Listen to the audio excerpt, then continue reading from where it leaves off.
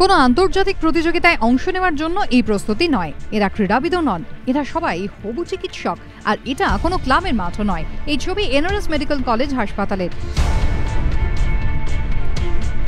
কিন্তু ডাক্তারের পাঠ ছেড়ে হঠাৎ তাইকোন্ডো কেন? এনআরএস হাসপাতালে ডেপুটি সুপারের প্রতিক্রিয়া, আত্মরক্ষা তো বটেই, সরকারি হাসপাতালের আউটডোরে অনেক সময় এমন অপ্রীতিকর অবস্থা তৈরি হয় যে পরিষেবাই দেওয়া যায় না, তাই এই উদ্যোগ। চিকিৎসায় গাফিলতির অভিযোগে সরকারি হাসপাতালে ভাঙচুর বা চিকিৎসকদের মারধরের ঘটনা কলকাতায় নতুন নয়। তাহলে কি এবার রোগীর পরিবার মারমুখী হলে তাদের উপর তাইকোন্ডোর পাঞ্চ প্রয়োগ করবেন হবু চিকিৎসকরা? এনআরএস হাসপাতালে ডেপুটি সুপার জানিয়েছেন, পাল্টা মারতে চাই এমনটা নয়, তবে পরিষেবা দেওয়ার সময় প্রয়োজনীয় আত্মবিশ্বাস জরুরি। আপাতত সপ্তাহে 2 দিন করে চলছে প্রশিক্ষণ।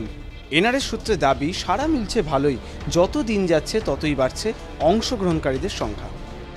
শনিবার ন্যাশনাল মেডিকেল কলেজ হাসপাতালে একটি অনুষ্ঠানে গিয়ে রাজ্যের স্বাস্থ্য শিক্ষা অধিকর্তা জানিয়েছেন, রাজ্যের সব সরকারি হাসপাতালেই তাইকোন্ডো চালু করার ব্যাপারে চিন্তা ভাবনা শুরু হয়েছে। তবে অনেকে বলছেন, রোগী চিকিৎসক সম্পর্কে একই দিন এলো, রোগীর বাড়ির লোকেদের সামাল দিতে ডাক্তারকে কিনা তাইকোন্ডো শিখতে হচ্ছে।